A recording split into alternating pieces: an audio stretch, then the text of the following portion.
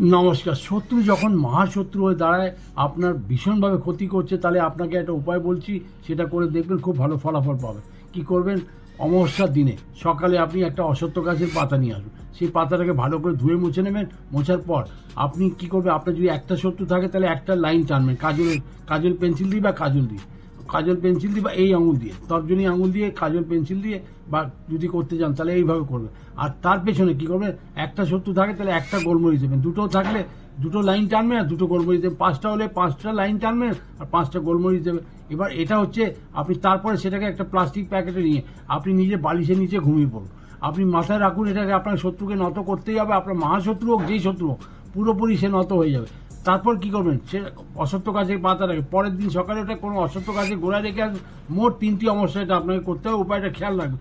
মোট 3টি অবস্থা, যতই শত্রুর দিকে আপনি ঘিরে আছেন, আপনার কষ্ট দিচ্ছে, সব নত হয়ে যাবে। কাজলের লাইন টানার সময় আপনি শত্রুর নাম অবশ্যই দেবেন, অবশ্যই বলবেন, ভুলে যাবেন না এটা।